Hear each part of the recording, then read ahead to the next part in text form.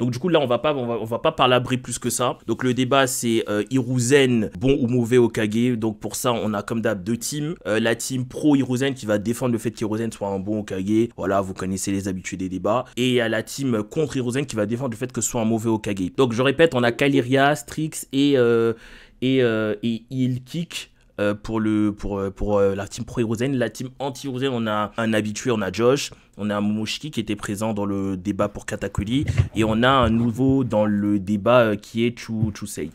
Ça me va, ça me dérange pas. Ouais.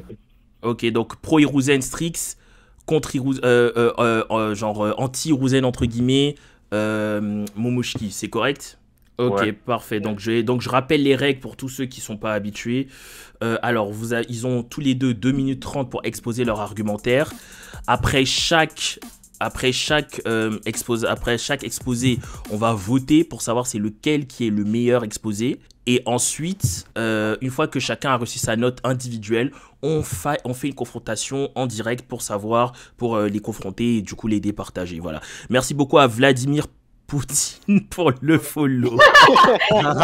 Bon, pour moi, Hiruzen, c'est un mauvais Hokage parce que il a trop laissé des crises commencer. Il a laissé le temps prendre sur le plat, comment dire, prendre sur les crises.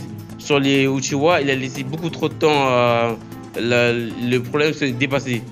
Parce que la mort de Shisui, elle a décalé que d'un mois. Mais il a laissé pendant d'autant. Après, Danzo a pris sa place. Pour moi, Hiruzen, c'est trop un. Il a voulu faire un mélange de comment dire, de la fermeté d'Hashirama, non, la fermeté de Tobirama et comment dire, et comment Hashirama laisse les problèmes. Il a trop laissé longtemps un problème. Et même avec Orochimaru, il a laissé. Et au final, le village se fait attaquer. Et il meurt dans le combat. Et même s'il enlève les 2 bras à Orochimaru, il récupère ses bras. Et à la crise avec les Uzumaki aussi, il a laissé les Uzumaki se faire attaquer. Il utilise les Uzumaki, mais au final, après, il les laisse se faire attaquer. Si tu veux utiliser un truc, tu dois le laisser longtemps. Tu dois le protéger, mais lui, il a eu une attaque surprise et il a laissé. De base, tu dois le protéger, mais il a rien. Il a laissé couler. Pour moi, c'est trop un Hokage qui laisse les problèmes. Ouais, j'ai fini. Ok, parfait. Donc là, c'était la première prestation. C'est la prestation c'est celle de Momoshiki, qui est donc un anti-Hiruzen. Donc pour vous, je vous rappelle comment est-ce que ça se passe. On va du coup organiser un poll là, donc un vote. Vous allez voter pour noter la performance de Momoshiki. Donc comme d'hab, vous connaissez les habitués.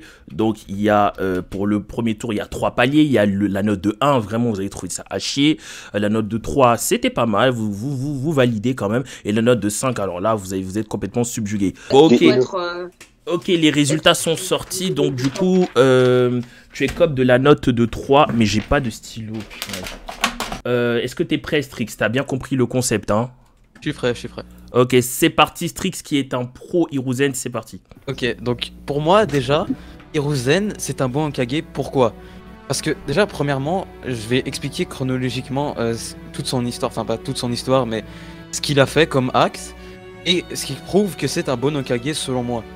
Donc déjà, faut savoir que Hiruzen il faisait partie d'une équipe de ninjas avec Tobirama, Danzo et d'autres ninjas. Et au bout d'un moment, ils se sont fait encercler.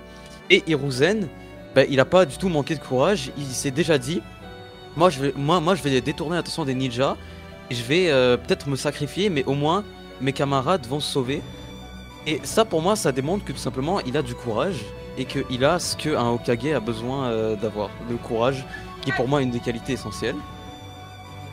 Ensuite, le massacre des Uchiwa, oui certes, Hiruzen n'a pas géré là-dessus. Je vais pas le défendre parce que je trouve vraiment qu'il a mal géré. Mais faut comprendre qu'à cette époque-là, du coup son fils Azuma, il était plus à Konoha, donc il était seul. Et en plus de ça, genre, je sais pas, il était... Danzo, dans un sens, je trouve qu'il le manipulait un peu Sarutobi, parce que à chaque fois, il lui faisait croire que c'était son ami, etc. Enfin, il croyait que c'était son ami, mais au final, il l'a juste manipulé, Danzo. Il l'a forcé à faire le massacre des Uchiwa entre gros guillemets.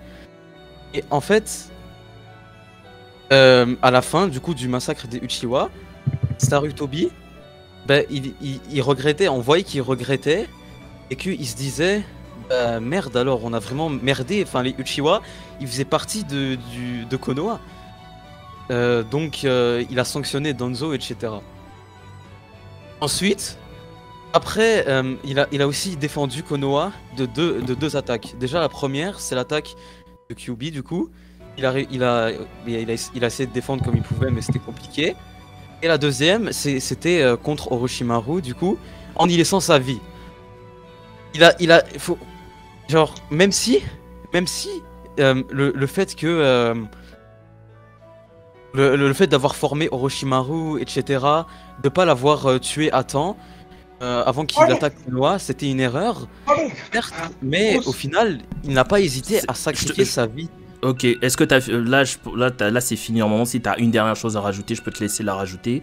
Mais là c'est fini normalement. Ouais, non, c'est bon. C'est correct. Ok, parfait. Donc là vous avez eu la performance de Strix.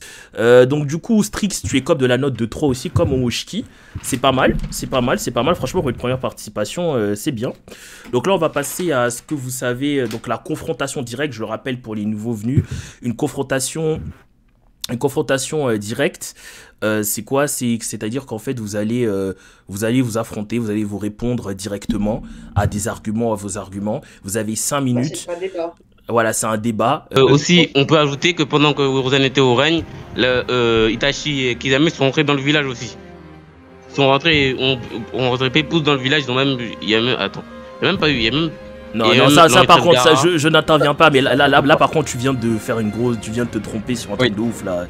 Il venait de mourir là. Là d'habitude j'interviens pas, mais parce que il y a eu plusieurs dingueries qui ont été dites aussi que j'ai pas relevé parce que je veux pas relever pour pas intervenir, mais là c'est trop, doucement. Ok, continue mais doucement.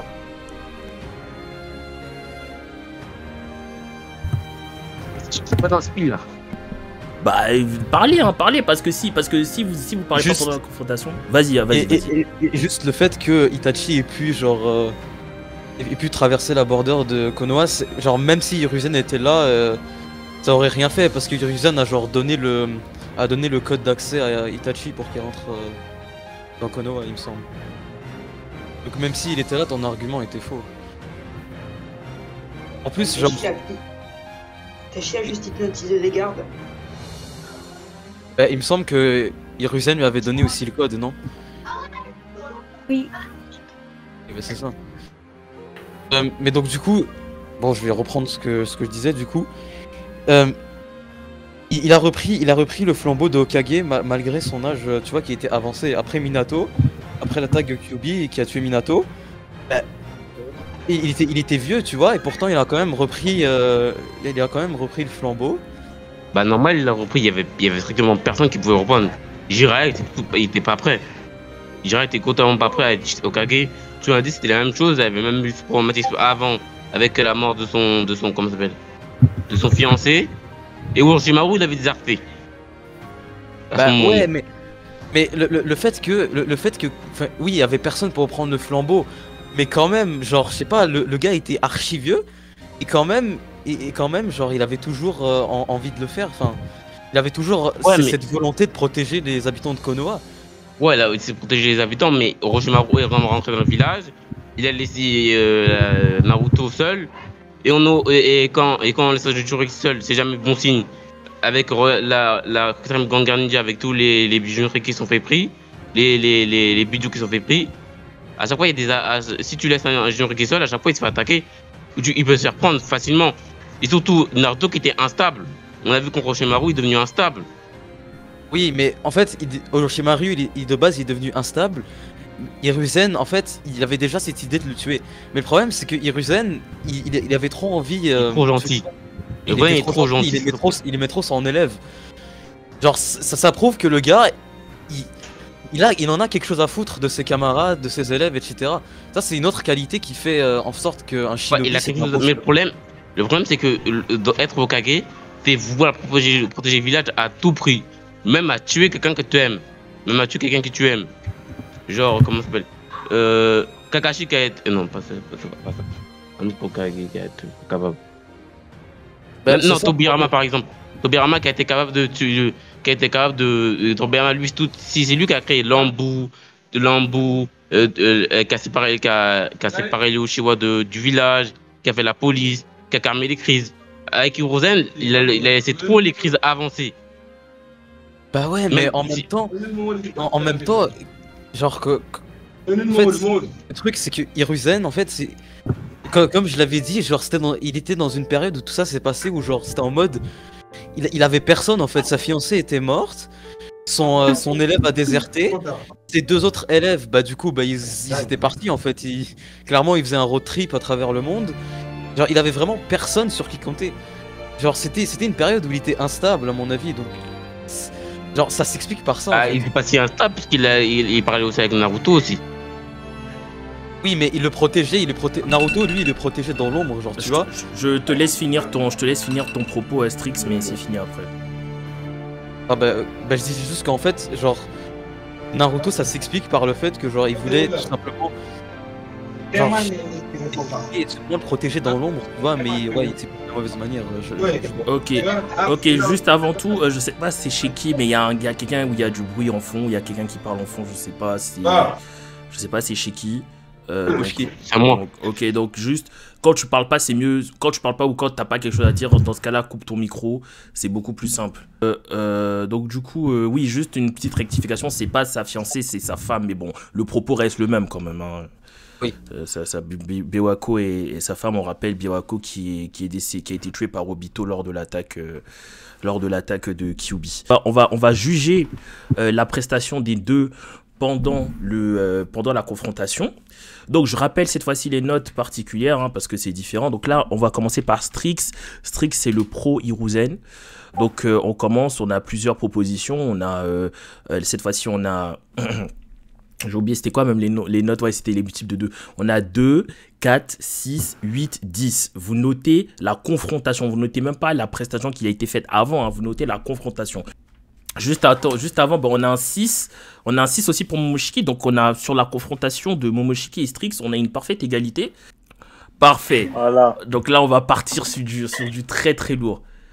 Là, c'est le combat à la vallée de la fin, là. Voilà. Donc, du coup, vous on avez commence. vraiment le chic de ne pas nous mettre la pression. Du coup,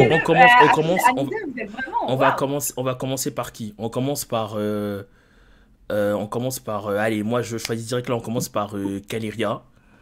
Pas pour une fois. Qui va exposer son argumentaire.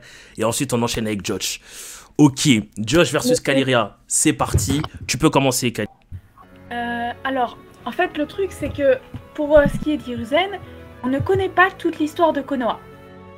En fait, la seule période que nous connaissons dans son ensemble, c'est celle de nos héros, ce qui est normal. Donc, en fait, le truc, c'est que nous manquons d'informations sur les autres. Même celle de la génération précédente n'est pas approfondie. Maintenant, en nous basant sur ce que l'on sait, on peut dire qu'Hiruzen a servi son village à travers les 4 guerres. La première où il était sur le front, la deuxième en tant que dirigeant à devoir prendre des décisions très difficiles, et une en étant littéralement mort. Il a permis à Konoha de continuer à se développer après la mort de ses mentors, à gérer les diverses crises plus ou moins efficacement, comme la mise à sac d'Uzushio, le massacre du clan Uchiha, l'incident de Kumo, les relations diplomatiques de plus en plus tendues avec Suna, l'inimitié avec Iwa. Il a géré tout ça, et ce sur des décennies. Parce que ce qu'on oublie souvent justement, c'est que Hiruzen, étant le plus vieil Hokage, il a dirigé effectivement son village à travers des décennies. Et ça, c'est quelque chose dont aucun autre Hokage ne peut se targuer, ce qui est quand même assez impressionnant. Hiruzen, pour moi, c'est pas spécialement un bon être humain, mais c'est un bon Hokage. Il est capable de prendre des décisions difficiles et impitoyables même si ça ne lui plaît pas. Il est courageux, avec une grande abnégation, comme on le voit notamment lors de la première guerre, où il propose de se sacrifier. et pas mal de diplomatie. Par exemple, l'accident de Kumo. Eux, c'est clair qu'ils voulaient la guerre. Pourtant, il a quand même réussi à gérer. D'accord, certains diront que le sacrifice du père de Neji le sacrifice d'Isashi n'était pas une bonne chose, mais il faut reconnaître que c'était nécessaire. Du coup, en fait, le truc c'est que Hiruzen, il fait des actes tout en restant conscient de ses fautes et de ses erreurs, mais il le fait quand même parce qu'il sait que c'est nécessaire pour l'avancement de son village. Sa pire faiblesse, son émotion pour ce qu'il aime, est tout à fait compréhensible, à défaut d'une bonne chose pour un chef de dictature militaire, c'est vrai. Sa gestion dans certaines crises n'était pas les meilleures, mais il a fait au mieux. Pour l'attaque de Kyuubi, il n'a pas affronté Kurama ou Tobi, mais c'est lui qui a coordonné l'ensemble des forces militaires du village. Je te laisse terminer, mais c'est fini. Hein. Ah zut! Et qui est parvenu à faire sortir le bijou du village.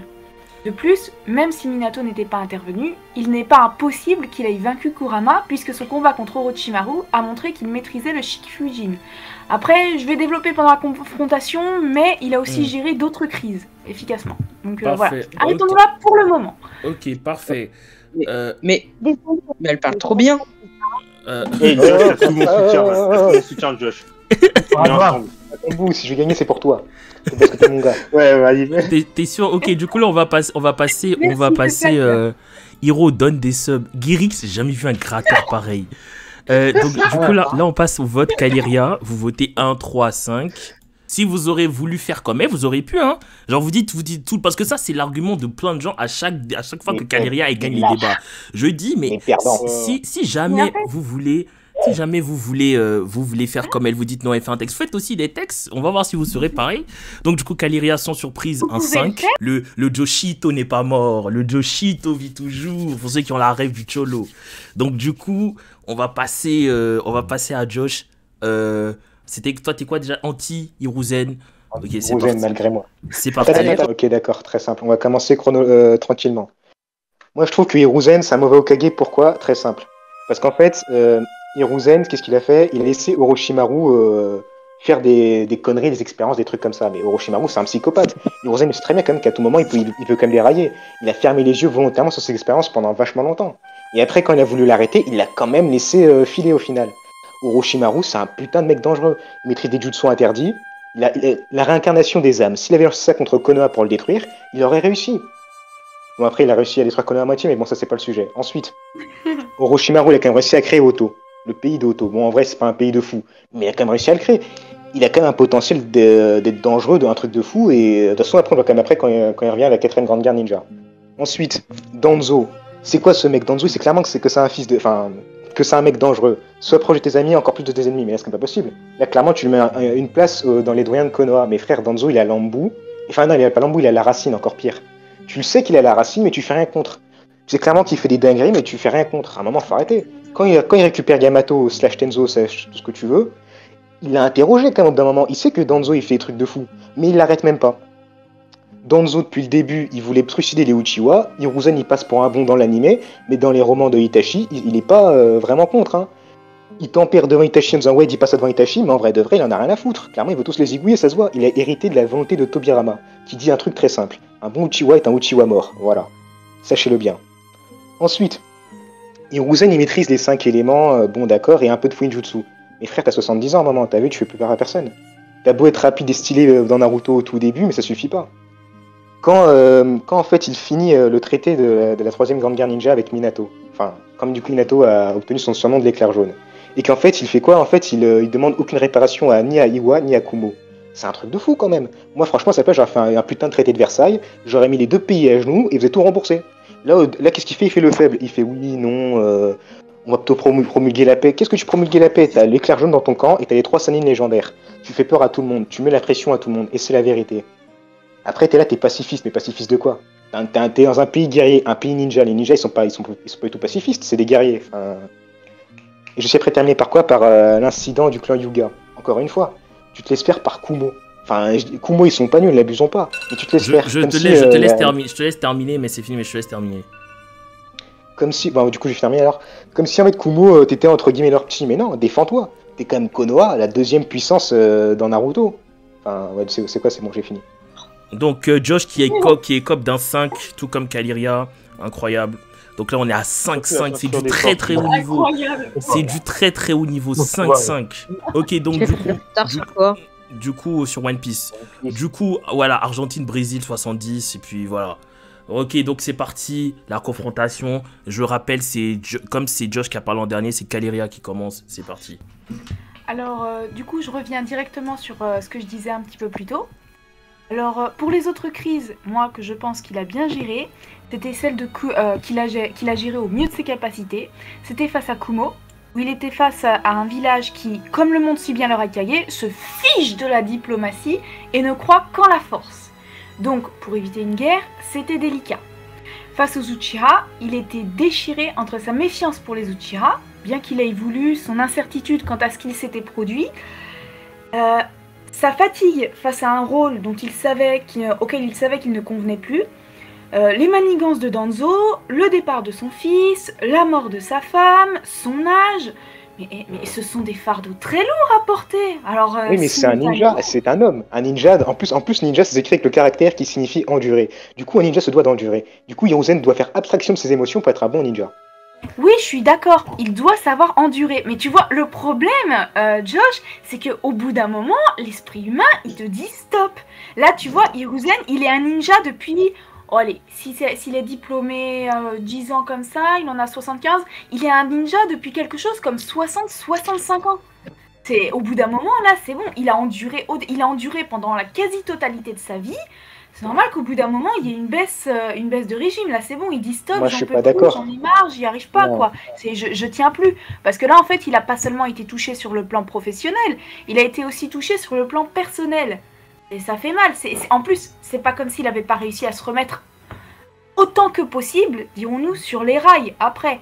Mais là, le moment où il a été frappé, il était quand même pas mal vulnérable, hein. Vraiment. Je t'interromps parce qu'en fait, je sens revenir sur le fait de la crise des Uchiwa et de Kumo. Pour les Uchiwa, en fait, il a quand même fait appel à Shisui et Itachi. Shisui, je sais pas, on va dire, il était quand même Jonin, bon, on va dire qu'il avait au moins l'Inkazen, je sais plus combien lequel j'ai exactement. Itachi, il a joué 13-14 ans. Je confie pas le destin de mon village à un mec qui a sur 13-14 ans et en plus qui est potentiellement un agent double ou quand même un agent triple. Mais il était l'héritier de son clan. Voilà. Donc forcément, s'il y avait bien une personne qui avait la chance d'avoir la confiance de Fugaku, c'était Itachi. Et comme je l'ai dit, Hiruzen, c'est pas forcément une bonne personne, mais c'est un bon dirigeant. Tu vois, dans le sens où il n'a pas peur d'utiliser toutes les ressources à sa disposition, comme l'a montré Kushina quand il l'a forcé à prendre le Kyuubi. Il n'a pas peur d'utiliser toutes les ressources à sa disposition pour assurer le bien de Konoha au maximum. Comme aussi quand il laisse après Orochimaru faire des expériences totalement illégales. Il a peur de rien, mais effectivement. Une morale très douteuse, pire que la mienne même, je dirais plus. Oui, bon, n'exagérons pas non plus. Hein. Toi, t'es quand même dans une catégorie à part. Mais les statuts personnels maintenant. Non, ensuite pour Kumo. Kumo en plus, parce que... Ouais. Ah mais attends, quand même pour Kumo. Certes, Kumo, ça n'est pas guerrier, et concrètement, on voit concrètement que le troisième Raikage... non, le quatrième Raikage, je crois, il est un peu... il est un peu zinzin, quoi. Mais le troisième Raikage, il est quand même pas si... Enfin, il a l'air quand même moins stupide que ça dans les flashbacks, on le voit. Il réfléchit un minimum. Josh, tu parles d'un mec qui a affronté un millier de shinobi pendant 10 jours et 10 nuits, seul. Ouais. C'est un bonhomme. C'est pas ce que j'appelle raisonnable, moi. Je suis désolée. Il se sacrifie pour son village. C'est un bonhomme, c'est un sacrifice de sa vie. C'est un patriote, c'est un héros même. Je suis sûr qu'il devrait avoir une statue dans son village. Pour un chef de guerre, c'était très très stupide. Pour un chef de guerre responsable de ses hommes, quand tu meurs en plein conflit et que du coup la tête de ton gouvernement est littéralement coupée, c'est très stupide. Pour ce qui est qu'est-ce qu'il a fait ? Je suis d'accord avec toi, mais le problème, c'est qu'à ce moment-là, Hiruzen n'était pas forcément au courant, étant donné qu'on sait que, de par sa collaboration avec Danzo, ce dernier l'a très probablement couvert autant que... peut-être pas autant que possible, mais disons autant que cela lui a profité. Mais Danzo, c'est une grande blague, déjà. Danzo, d'abord, tu le regardes, t'as pas confiance en lui, pour commencer, rien que sa dégaine et son regard de haineux, jamais j'ai confiance en lui, je lui confie ni ma mère, ni ma petite soeur, ni même 5 € je lui prête pas, c'est pas compliqué. Ensuite après c'est ton ami, un ami toxique comme ça, tu fais confiance, tu t'en sépares, tu mets une valise, un truc, mais... Premièrement, c'est que pour avoir des relations entre les shinobi, ils sont pas obligés de se faire confiance, sinon ce serait bien triste, hein, compte tenu du monde dans lequel ils vivent. Et ensuite, Hiruzen, ouais, c'est vrai que l'apparence de Danzo auquel on l'a découvert n'inspirait pas confiance, mais Hiruzen a grandi avec lui depuis qu'ils sont préadolescents. Et moi, je suis désolée, le Danzo préadolescent, moi, il me semble pas particulièrement différent de tous ses autres camarades, hein, à ce moment-là, physiquement et tout. Quand on le voit avec Tobirama, qui est pas de se sacrifier, il fait « Ouais, non, j'aime désister et tout, nanana, nanana ». C'est un rageux, ça se voit clairement qu'il a la haine. Je vous jure, ce sera un Uchiwa, il a directement Mageko Sharingan. Oui, mais toi, tu parlais au début. Au début, tu parlais en jugeant son apparence, la façon dont on l'a vu, son apparence, comportement psychologique. Moi, je te dis, c'est fini. Oh, allez, non, Hiro, s'il te plaît, j'ai même pas pu entamer le dernier argument. Non, tu vas dire dernière phrase, j'allais dire ok, mais là, dernier argument. Bon, alors, dernière phrase. Non, c'est trop. Dernière phrase. Le favoritisme. Dernière phrase. Ce que tu disais sur le pacifisme, ce que tu disais sur le pacifisme d'Hiruzen alors qu'il a un shinobi de ça, je suis pas trop d'accord sur le fait qu'il ait voulu renoncer justement aux compensations et tout. Alors, je voulais au début je voulais développer l'idée, mais Hiro me le permettra pas. Donc à la place, je vais juste rappeler, pour ceux qui connaissent SNK, éventuellement la philosophie du couteau. Vous savez, brandir le couteau, le briser, ou choisir de le reposer, même quand tu es en position de force. Pour moi, c'est un peu ce que ça me rappelle, là, les actes d'Hiruzen. T'as gagné l'intérêt de ranger le couteau. Enfin, rien, t'as gagné. Ok, parfait. Bon, la phrase, en tout cas, comme dit Toublack, la phrase, elle était longue. Hein. Ok, du coup, c'est parti. Donc, Kaliria, on commence par Kaliria. Vous votez 2, 4, 6, 8, 10. Vous votez, s'il vous plaît, votez honnêtement par rapport à la confrontation, pas par rapport à est-ce que vous aimez sa voix, est-ce que vous aimez sa tête. Enfin, là, il n'y a pas sa tête, mais est-ce que vous aimez machin. Votez honnêtement. Voilà, c'est parti, vous pouvez voter. Donc du coup, Josh part sur un 10. Donc Josh gagne cette confrontation. Voilà, Josh qui bat Kaliria. Voilà, donc du coup, pour le moment, là, on parle. Momoshiki, il a eu 3 plus 6, ça fait 9. Strix, il avait eu 9 aussi. Donc là, on a 9 du côté des pros et des anti-Hiruzen. Donc ensuite, Chusei, il avait eu 3 plus 8, ça fait 11. Donc il a eu 11. Donc on part sur 11. Et Ilkik, il avait eu 5 en tout. Et du coup là, on est à 9 plus 11, ça fait 20 points pour les anti-Hiruzen et 14 points pour les pro-Hiruzen. Ensuite, Josh, il a tapé un 15 en tout, donc la meilleure note possible. Et Kaliria, elle a tapé un 9, 10, 11, 12, 13. Donc du coup, ça fait, on était à 20, donc on passe à 35. Je pense qu'on n'a jamais eu un taux de points, un nombre de points aussi élevé depuis le début. Victoire des anti-Hiruzen. On passe à 35 pour les anti-Hiruzen et on passe à...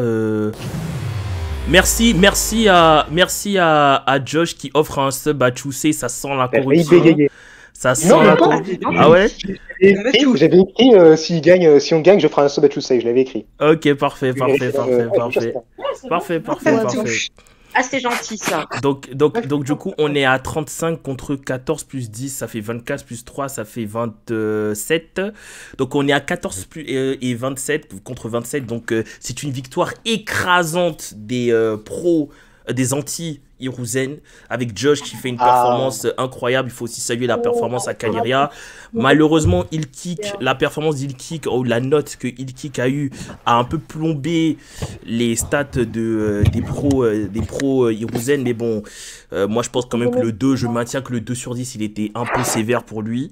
Bref, je remercie du coup tous les participants d'avoir participé. Merci beaucoup pour votre participation. Là, on continue le stream. Le stream n'est pas fini, mais d'abord, je remercie aussi ceux qui ont regardé la rediff sur YouTube, enfin, qui la regarderont. Et du coup, si vous voulez participer, comme d'hab, vous connaissez, lien Twitch en bio, et vous pouvez venir.